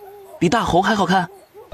行了，有个媳妇儿能嫁给你就不错了，还想什么好看不好看的？就赶紧吃完了回家睡觉去啊！大伯娘，好看的，记住了啊！呸！做你的春秋大梦！沈渊，你是不知道自己啥条件啊？还好看的？我看你就是个棒槌！这亲事儿啊，你爱找谁找谁去！程翠花气呼呼地离开了。渊哥，你明天还去山上打猎不？不去，明天去窑房有点事，后天再去。那渊哥后天带我一起去呗，我也想去打猎。成，大哥二哥也一起来，人多力量大。渊啊，大伯记心里了。他知道沈渊这是在帮衬他们家，毕竟以沈渊的身手，哪里需要什么帮手，这是有意提点几位兄弟教他们打猎呢。大伯客气了，不过大伯，看今年这天气，怕是要大旱，明日我去镇上准备多买一些粮食回来，大伯若是需要，也可以趁现在没有涨价，多买一些粮食囤着。你说的对，老大，明日你跟着一起去镇上，多买些粮食回来。几个老爷们儿吃得醉醺醺的离开，沈渊酒量大倒是还好。等人都走了，小月儿这才跑过来，一脸的不高兴。爹爹，我要去找姐姐，我想姐姐啦。等着啊，爹爹这就去写信。苏姑娘，你好，抱歉，渊今日饮酒迟了些，东西都已经收到，渊十分喜欢，多谢苏姑娘关心，渊打猎一定会万分小心。没想到一个瓶子在你们那里竟然那么值钱，钱的事情你不必算那么清，一切都由你做主。这边今年大旱，最缺的恐怕就是粮食和种子，只是连你一个姑娘家弄不动那么多粮食，渊实在惶恐。另明日渊将会去镇上窑房，再带回几个瓶子给你。赢钱的事不可操之过急，身体为重，不能为你分担，渊实感抱歉。大哥，仙女姐姐给的药吃起来还真方便，你帮我谢谢苏姐姐了没有？爹爹，你写好信啦，那我走喽，我去找姐姐去。一个闪身就消失不见了。刚片刻，小玉儿又忽然出现在家中，一脸的苦恼。爹爹，姐姐也不在家，还给你留了信。沈渊大哥，今晚我和朋友一起吃饭，估计会回来的很晚，勿念。另外，屋内东西是为你们准备的，让小月儿带回去。大哥，你不要担心，上次苏姐姐不是也回去玩了？月儿说他们那里很安全，女人晚上还可以出去做工呢。小月儿这边已经又跑回去，把屋子里堆的那些东西给带了回来，又是一大屋子。大哥，快看，是笔墨纸砚。再看看另一边，还有很多药，是给他吃的那种药。沈昭的眼圈不争气的红了红，他们是多么的幸运，能够遇到仙女姐姐。嘿嘿，姐姐还给我们买了这么多大馒头、大包子，这是知道二叔叔不会做这些吗？嘿嘿嘿嘿嘿。趁着天黑，咱们就把地窖再挖一点。知道你肯定没吃饱，走，换我请你吃饭。这怎么能行呢？我请吧。只是你确定要去夜市？怎么，我不能来夜市？这里和你的气质有些不搭。两个人从街头吃到街尾。云峥虽然已经吃了一顿海鲜大餐了，可也没能逃得过小吃的魅力。等到回到家的时候，自然已经很晚了。哎，这么晚了，也不知道苏婉婉回去了没有。昨晚一个姑娘和什么人出去吃饭了？他们那里吃饭要出去吃吗？晚上还有酒楼开张吗？哎呀，可惜小月儿已经睡着了，不能到那边去看看。为什么我就不能进到那个房子里去呢？真是麻烦。翻来覆去的，枕头下面那张照片却是被翻了出来。娘爷，干了一天的活，好不容易把照片的事情给忘了，又出来了。怎么回事？只是一张画呀。妖精，妖精，他一定是个妖精。啊！你这个畜生，疯了，疯了！翌日，沈渊一大早就和大堂兄沈亮二人去了镇上。渊弟，你今天怎么了？没睡好？沈渊老脸一红，他怎么能说他昨晚又虚了好几次，现在手还有点酸呢？想他堂堂一个汉子，上过战场，杀过猎豹，竟是把自己搞成如今这副熊样。女人的威力还真大。哎呀，这一定是想女人了。昨天夜里怕不是……哎呀，老弟啊，我懂，不用害羞，不就是想女人了吗？月儿娘死了那么久，你能守到现在，老哥我就很佩服你了。老子已经守了24年了，谢谢。那个大哥，你见到好看的女人会有反应吗？啥反应？哎，当老子没问。哎，老弟，你看到谁有反应了？老天爷，沈渊这个凶神恶煞的老弟竟然开春了，怪不得他昨晚没睡好呢。娘，沈渊该不会喜欢大红那姑娘吧？没戏了，大红才15岁的年纪，大红的爹娘肯定也看不上沈渊啊。野山画，画？什么鬼？难道是美人图？哎呀，渊啊，你可真行啊，看一张美人图就能……哎呀，厉害！沈渊的眼睛也亮了亮，美人图？他或许不是真的对小仙女有邪念啊，指不定看到其他美人图也这样呢。到了镇子上，他把沈亮打发去买粮食，以为沈昭买书的名义去了一趟书店。客官，你是不是想要那种小人打架书？小人打架书？还有这种书啊？教人打架的？嘿嘿嘿，没剩几本了，客官若要，便宜卖给你。沈渊接过那书，一看上面的那封面，立马就给扔了回去。你们这书店竟然卖这种书，还要不要脸了？你要脸？你要脸一大早站在这里看美人图，不买赶紧滚蛋！最后自然是沈渊没脸离开了书店。渊哥，您怎么来了？我过来找找瓷器，你这里没卖出去的瓷器给我看看，我选几样买了。渊哥，你想要瓷器说一声，随便拿，不要钱。你知道老子的为人，我说付钱就付钱，走去看看。我自然知道渊哥的为人，这也不是想着反正这些瓷器也卖不出去，渊哥还要养孩子，最近我们这里也没有大单子，唉，怕是很久都不会烧窑了。你别操心我家，你还是多操心操心你自己家吧。老子还能上山打猎，你们爷俩呢？除了烧陶还会什么呀？是啊，窑房没有单子，家里怎么生活？还不如庄稼汉呢。苏婉婉这边又是半天没停的拍摄，中午照旧盒饭。本来一切都挺顺利，只是下午加班准备拍摄的时候，他就上了个厕所的功夫，拍摄用的一枚戒指就不见了。苏婉婉看了云峥一眼，两人对视片刻就分开了。果然有人想坑他。苏婉婉，你竟然把戒指弄丢了！这种事情还是报警最妥当。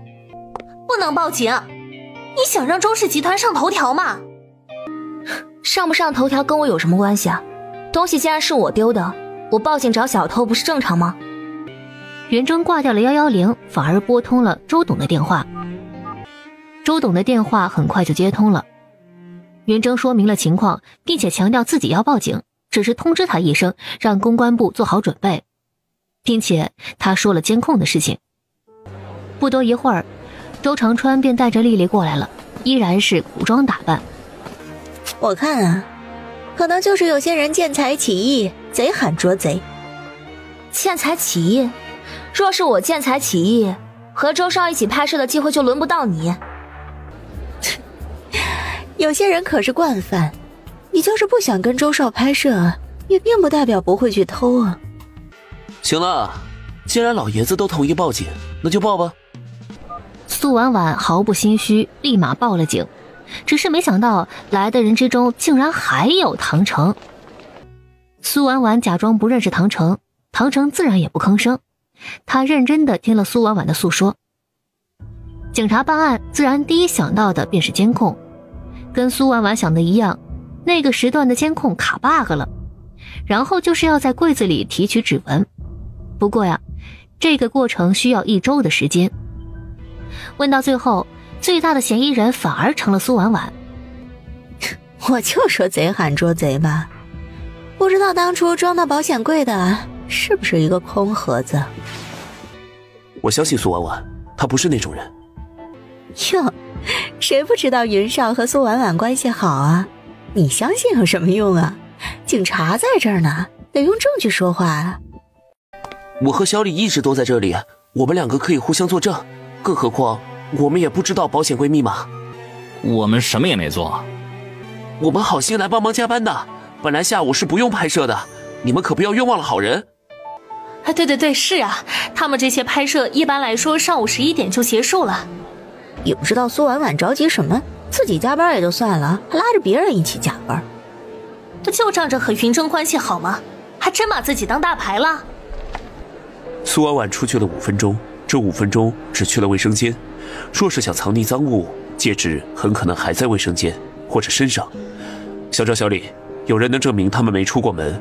若是他们，这戒指还会在现场。赵静雯回来1分钟，他也有作案嫌疑。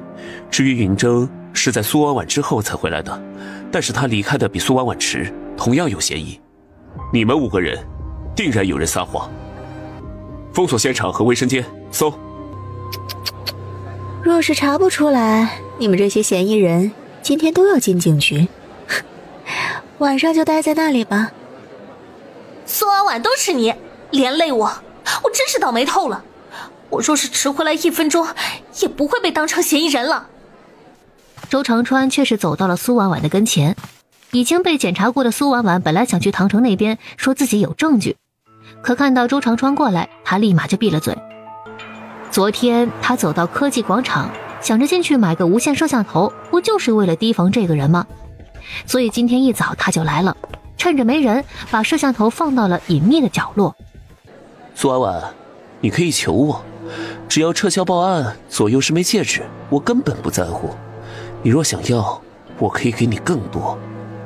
苏婉婉看着他那恶心的嘴脸，真想把摄像头摔到他脸上。周少说笑了，我是清白的，凭什么撤销报案？你觉得100多万没什么，可是这事儿关我的清白。周少这么着急让撤案，难不成这件事是周少做的？警官，我举报，周少贿赂我，想要钱砸我，让我撤销报案。怎么了？谁要贿赂你？他刚刚说只要撤了案，我想要多少戒指都可以，这是不是贿赂？他为什么让我撤案？难道害怕警察叔叔继续查下去？这里面一定有内情。周总，这件事需要你给个解释，为什么贿赂苏小姐要撤案？我不是贿赂，我只是不希望这件事闹大，毕竟随便一个丑闻势必会引起我们周氏股票动荡。周总严重了，一个普通的盗窃案件怎么会引起股票震动？事关当事人清白，若都按周总的处理方法，岂不是助长恶人气焰？是我考虑不周，还请警官一定依法办事，早些抓到盗贼。给脸不要脸，还是好好想想怎么洗脱嫌疑吧。我自然是有办法，就怕这嫌疑人是丽丽姐你呀。不可能，他不可能会有证据的。头儿，戒指找到了，是在女卫生间左侧第3个门里面的垃圾桶里找到的，正是苏婉婉用的那个。苏婉婉，你可真行啊！是不是以为卫生间的纸篓太臭，没人敢翻呢？苏婉婉，你还真是贱呢！周少给你机会你不要，偏偏去偷。我知道，有些人就是如此，手贱而已，可能并不缺钱，就是管不住自己的手。你们是警察，还是我们是警察？在卫生间找到不一定是苏婉婉偷的。陈哥，咱们再去监控室一趟，若不是苏婉婉，肯定在苏婉婉之后还有人进入。你们有没有发现啊？这个唐警官好像挺维护苏婉婉的。都说完了吗？报告警官，我有证据，证明有人要整我。苏婉婉走上前去，要求进入现场。你是怎么想到要设监控的？是知道有人要害你吗？监控什么时候装的？警察叔叔，我这是昨天才临时起意买的，店里老板可以作证，发票也还有。至于有人害我，我是不知道的，我只是防备心比较强。接着苏婉婉就把她和周成川以及丽丽他们的恩怨说了一番。周少的举动让我成为那些模特姐姐们的众矢之的，她们个个视我为眼中钉，可我也是无辜的呀。苏婉婉这边说着已经打开了手机，输入了密码，把手机递到了警察手里。几个警察看完，立马逮捕了小赵、小李还有文文，众人一片哗然。我没做，凭什么抓我？既然要去警局，为什么苏婉婉不用去啊？她不也是嫌疑人吗？他是报案人，是受害者，都老实点，回警局好好交代。这边丽丽眼见着文文被带走，双手忍不住扒了周长川的胳膊，似乎有点紧张。没用的东西。刚到了另一个摄影棚，周长川就甩开了丽丽，一个巴掌打了过去。周少不怪我啊，都怪苏婉婉，谁知道苏婉婉竟然这么有心计呢？周少，您救救我，我不想坐牢的。自己办的蠢事还想让我救你，贱人！周少，你不能见死不救啊！别忘了，我是因为你。因为谁？是你自己嫉妒苏婉婉，想清楚后果再说，还敢威胁我？你以为你是什么东西？他就那么好吗？可是我看他巴不得远离你呢。你以为谁都会像我一样上赶着？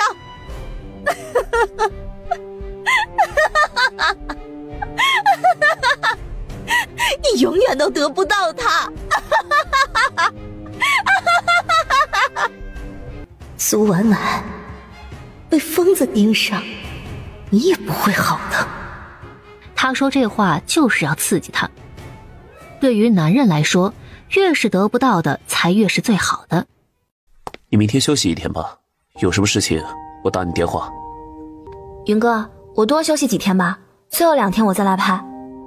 回去好好休息，不要多想，有什么事可以给我打电话。谢谢你，云哥。离开了周氏，苏婉婉这次去了银行，把沈渊剩余的钱全部买了金银产品，最后想了想，把自己的一大半钱也买了金银。天黑了，苏婉婉也没有心情做晚饭，她直接叫了外卖，一群人的量，准备让小月儿带回去。小月儿还没过来，她坐在桌子旁边，看着那冒着热气的炒鸡还有串串，忽然就觉得没有一点胃口。想到今天的事情，回想起周氏发生的这些事儿，苏婉婉恨不得给自己一个巴掌。她是怎么走到今天的，仿佛到了绝境一般。当初为什么要和周长川硬刚呢？若是答应和他一起拍摄，会不会就没有这些事儿了？姐姐，你怎么啦？姐姐，你哭了呀？姐姐，姐姐不哭，姐姐乖乖。没事，姐姐没事，小月儿吓坏了吧？姐姐，是有人欺负你了吗？姐姐不怕，要不姐姐跟我回家吧，我和爹爹我们都会保护姐姐。我过不去啊，咱们不是试过了吗？姐姐没事了，来，快看，姐姐今日请你们吃大餐，你先送去这些给你爹爹他们吧。姐姐，那是爹爹的信，还有陶瓷瓶子。钱啊，这都是钱呐！姐姐，你看爹爹的信，我把饭送回去，再过来陪你吃饭哦。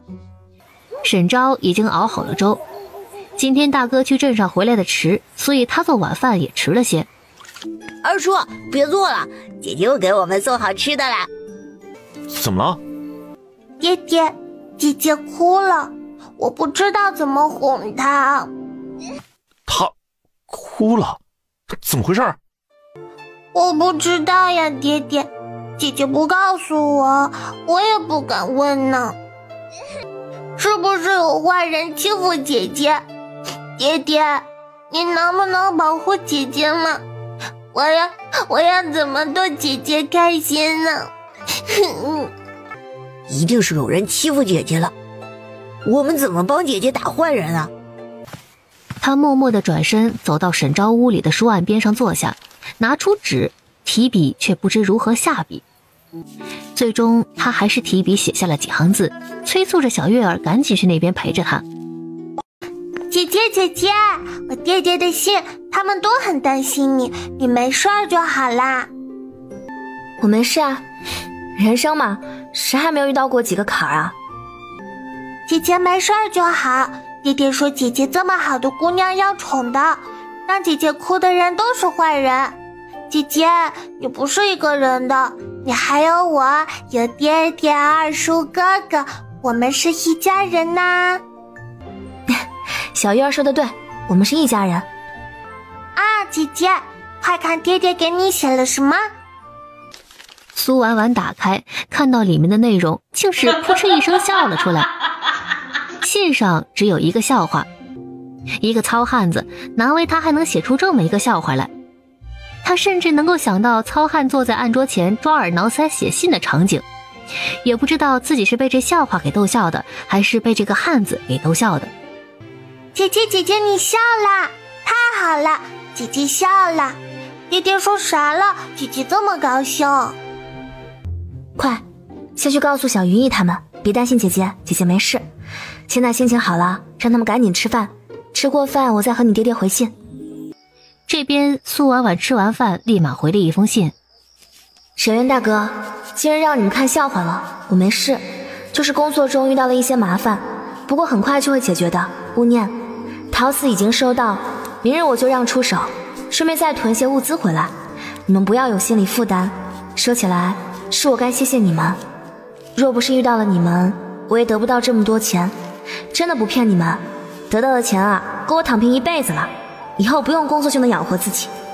谢谢你们，你们那部分我今天已经换成了黄金白银，让月儿带回去，请务必收下。明日换了钱我再去囤物，多余的都换成白银。主要我这边的东西怕你们那边见不得光，有了银子你们可自行采购。小月儿带着那些金银和信回去，几个人看到那些金银，直接震得好半晌都没有说话。天哪，这么多，我都没见过这么多银子呢，这真的是都给我们的吗？哦，姐姐也太好了吧。那一个瓶子真的值这么多银子？你们都给老子记住啊，记得姐姐的好，但是不能把这些当做理所当然，以后若有机会一定要报答姐姐，听到没啊？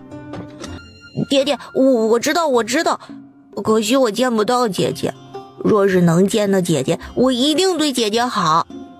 我会对姐姐好的，这辈子不知道能不能见到姐姐。是啊，不知道能不能见到她，要怎么对她好啊？啊，还有一点啊，姐姐给的是姐姐给的，我们不能不劳而获，更不能坐享其成，不能形成对姐姐的依赖。以后都给老子努力，自己赚的才是最香的，尤其是你们两个小子，男人才是最该养家的啊！大哥，我知道的，我一定好好读书。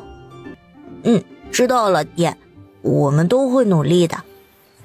沈渊这才放心，揣着那些金银回了自己的屋里。第二日，沈亮三兄弟一大早就来找沈渊上山了。这次上山，沈渊不打算往太深了去，毕竟还带着3个兄弟，他也不能保证他们的安全，最好2日就能回来。主要任务呢是教几个兄弟打猎的本事。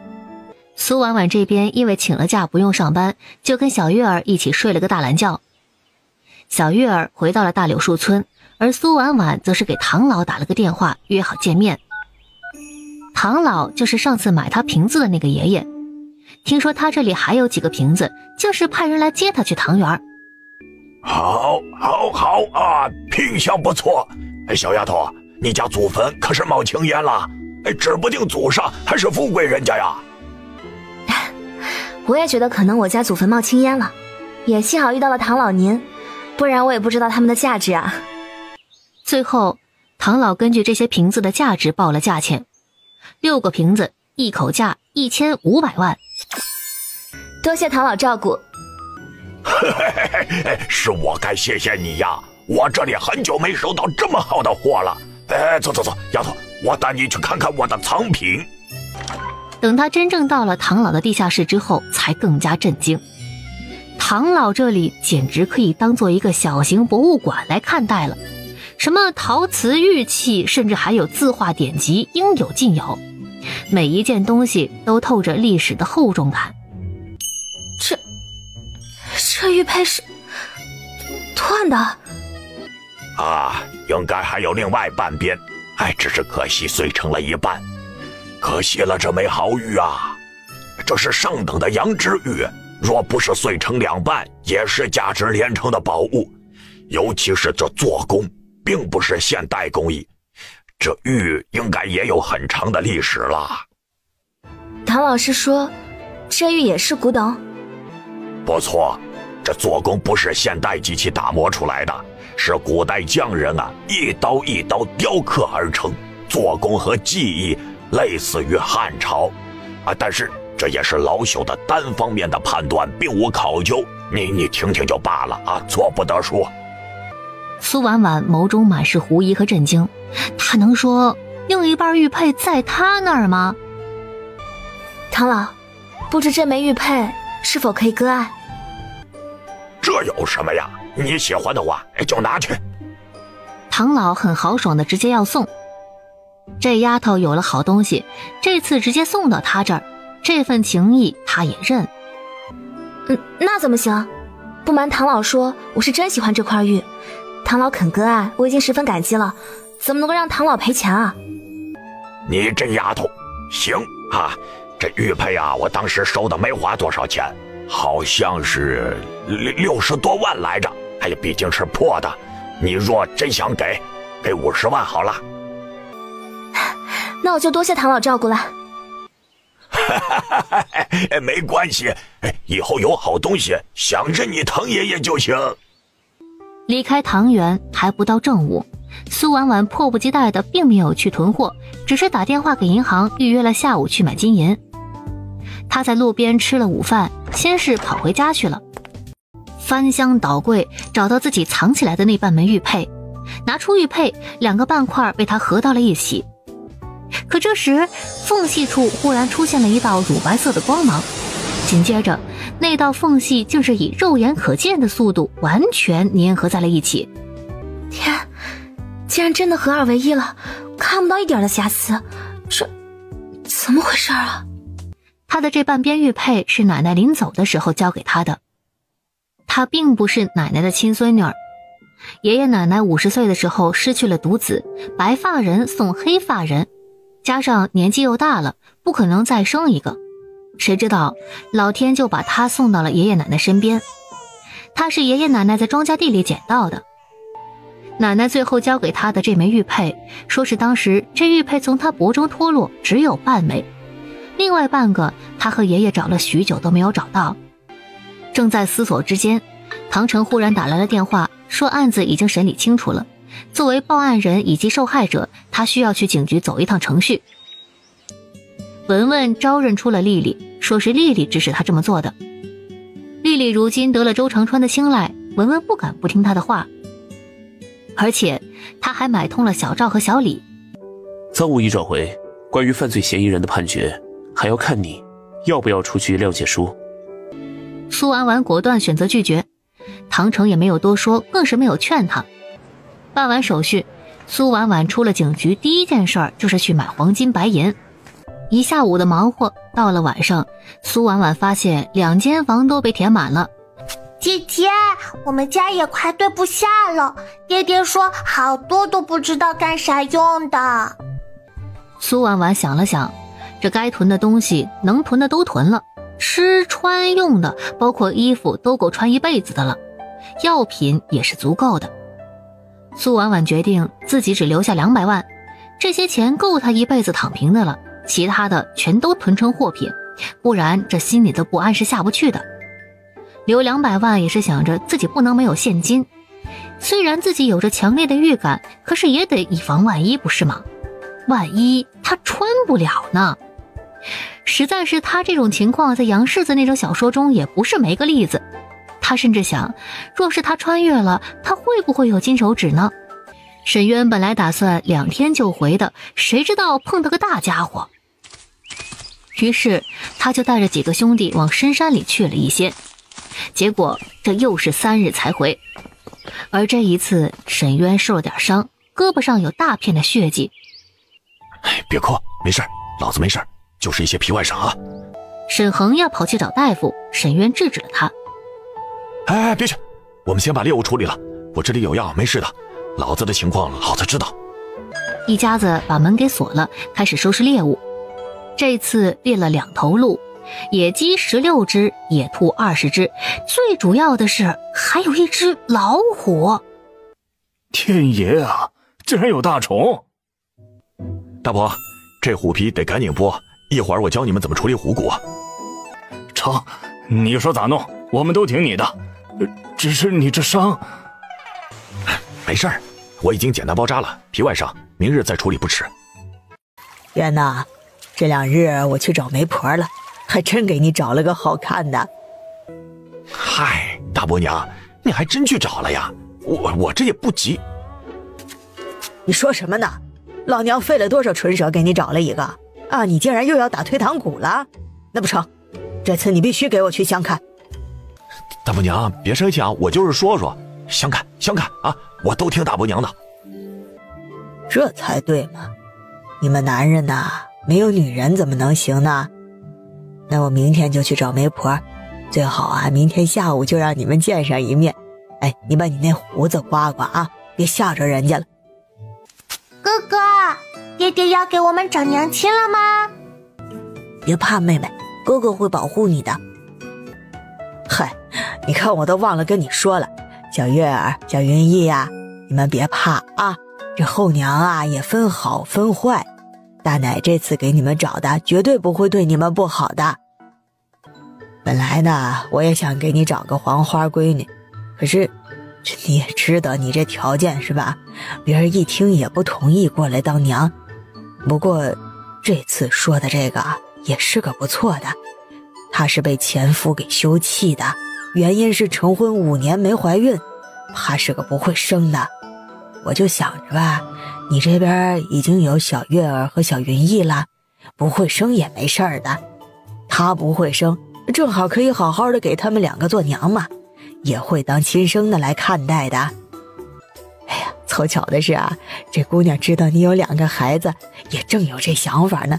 哦，还有啊，便宜你小子了。你说的要好看的，这姑娘长得可俊了，听说镇上的员外爷都想要她过去当小妾呢。不过这姑娘心气儿高，不愿意做妾。他打心眼里觉得也不能单为了孩子，他呢，万一他娶了回来也没兴趣，不是委屈了他的老二啊？成不成那也得看看再说。咋的啊？那你还不乐意啊？这么好的条件你还想啥呢？明日好好给老娘表现，争取拿下这姑娘。正好啊，卖了这些猎物，咱也不怕出不起彩礼。你也要多想想2个孩子，给他们找这样一个娘不好吗？你大伯娘说的也没错，元啊，你可不能任性啊！都24了，你就24咋了？我元哥24也招人喜欢的。那李正家那个寡妇闺女，不一直想嫁给元哥吗？我元哥抢手着呢。嘿，让你胡说，我让你胡说！别再提那贱蹄子了啊！那小贱蹄子给咱沈渊提鞋都不配的。娘，我错了，我不提了还不成吗？你们几个给老娘记住了啊！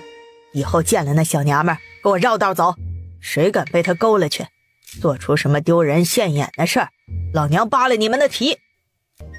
不敢，娘，我们怎么敢呢？1个时辰之后，猎物终于被收拾干净了，东西不能放，沈渊留下了几只，野兔和野鸡分给了大伯一家。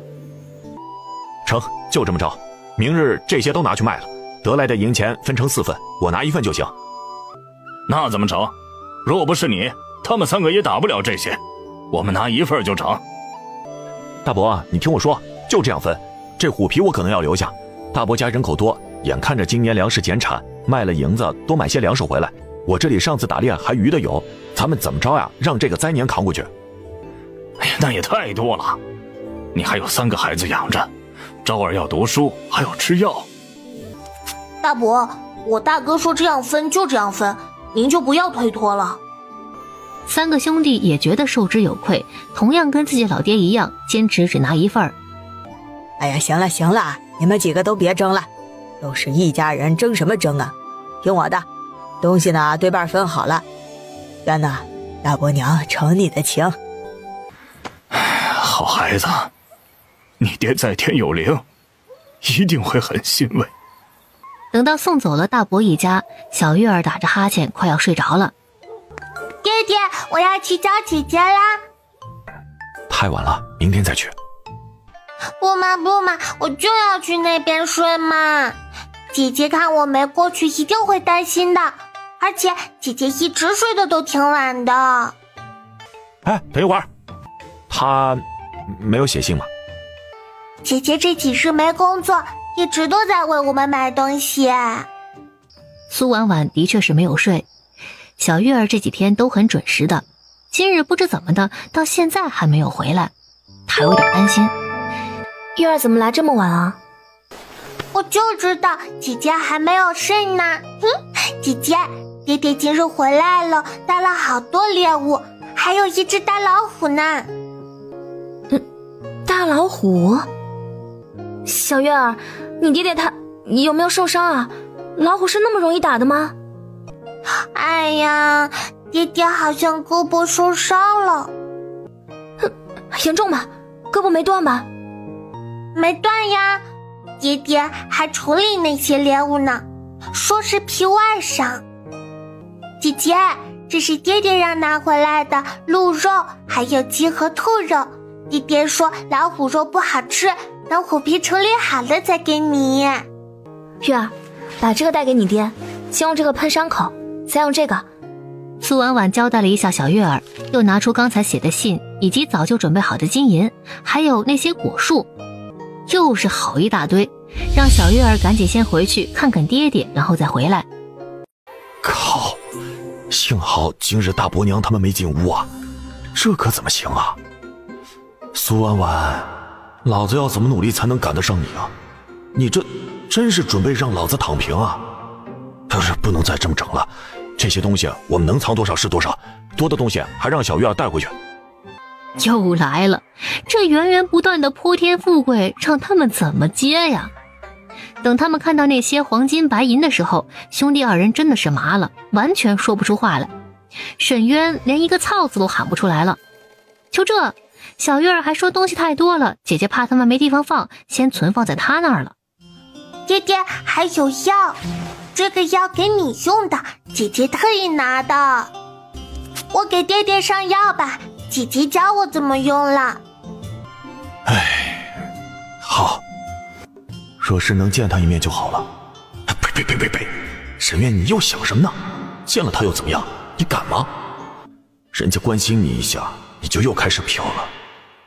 苏姑娘，您好，来信一看，渊说过一切都交由姑娘做主，可是渊实在愧疚，让姑娘劳累了。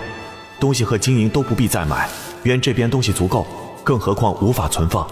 这箱金银还让月儿带回，就当是赠送给姑娘，务必请收下。渊还要谢谢姑娘关心，皮外伤不足挂齿，更要多谢姑娘一直以来对我们的照顾。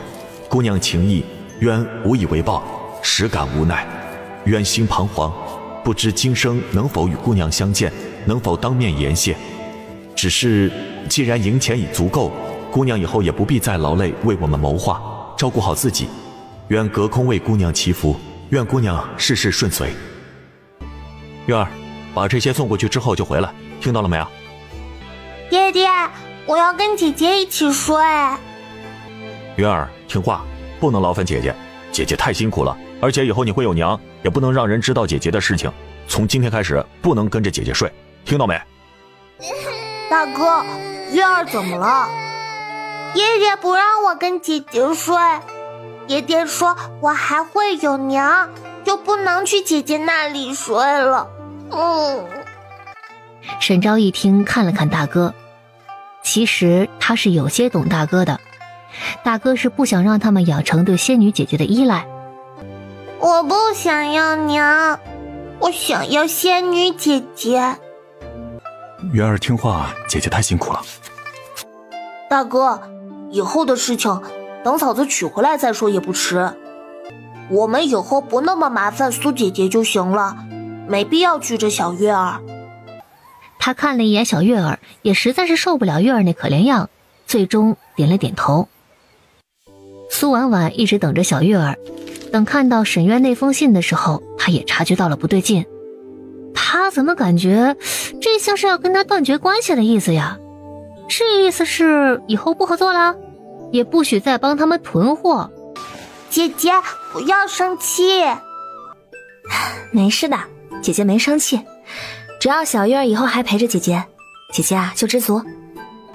小月儿，你爹还把这金银又给了我，那就先放在我这里，你需要可以随时来取，这里的东西你都可以过来取的，知道不？